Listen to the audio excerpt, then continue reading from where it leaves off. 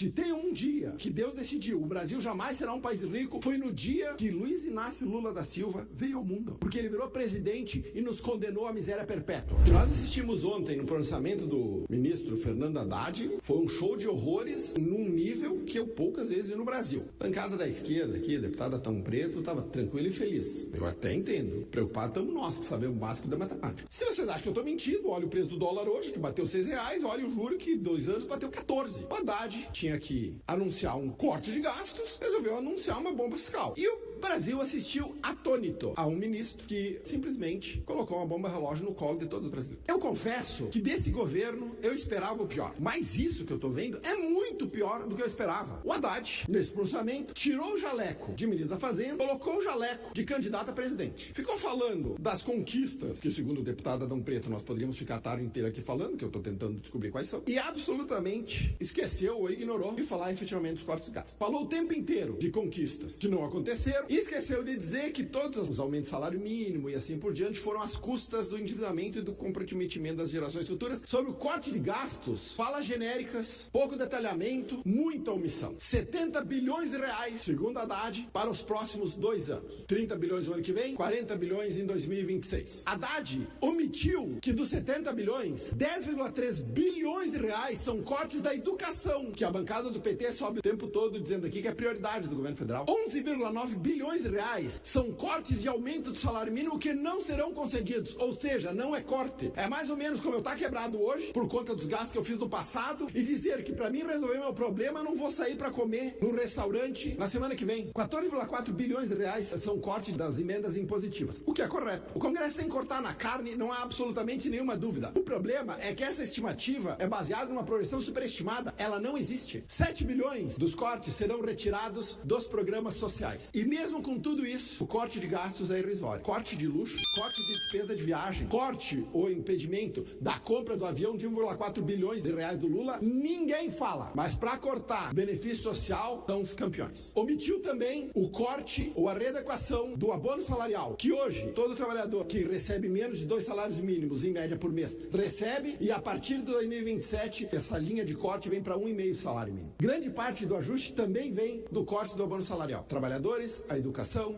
e os pobres pagarão a conta dos luxos e do desajuste fiscal desta bancada aqui. Sobre a isenção de quem ganha até 5 salários mínimos. Um desvio e uma omissão. Omissão. O Haddad vai limitar a dedução e imposto de renda dos gastos com educação, saúde, odontologia, fisioterapia. É isso. Grande parte da isenção do imposto de renda para quem ganha acima de 5 mil reais será feita às custas da classe média. De novo, para conseguir colocar uma cortina de fumaça nessa palhaçada, o Haddad anuncia que os famosos super ricos, ou seja, aqueles que ganham acima de 50 mil reais, passarão a pagar uma alíquota mínima de imposto de renda de 10%. 50 mil reais por mês, 600 mil reais por ano ou 100 mil dólares. No Brasil, é super rico. Nos Estados Unidos, um gerente de farmácia ganha 100 mil dólares por ano. Um podólogo ganha 100 mil dólares por ano. Um assistente de equipe médica ganha 100 mil dólares por ano. No Brasil, super ricos. O Haddad não faz a mínima ideia do tamanho da bronca. Ele não sabe quanto vai custar a isenção até 5 mil reais e tampouco não sabe calcular quanto os famosos super ricos vão pagar a tal da isenção de imposto de renda. Uma coisa já todo mundo sabe. Ninguém que conheça a matemática básica acredita que o rombo fiscal que o Haddad anunciou ontem será coberta pelo pagamento de super ricos. Isso aí é pra enganar trouxa. Essa fala do Haddad é pra atiçar a militância que não sabe matemática básica. A verdade é que ontem o Brasil se aproximou um pouquinho mais do precipício, um pouquinho mais perto de nós chegarmos a um ponto sem volta na curva de endividamento público. E a deputada Luciana Genro, logo eu saí daqui, disse que a minha fala é típica de quem protege os ricos. A política econômica deles produz miséria e pobreza em escala industrial. O meu sonho é de que a classe média tenha o padrão de vida dos super ricos hoje. De que um podólogo ou uma podóloga ganhe 600 mil reais por ano. Mas com essa política econômica aqui, a pobreza brasileira, ela é inevitável. E esse é o maior problema do Brasil. A América Latina tem 30 países. 15 deles são mais ricos que o Brasil. Tem um padrão de vida melhor. O mundo tem 188 países. 85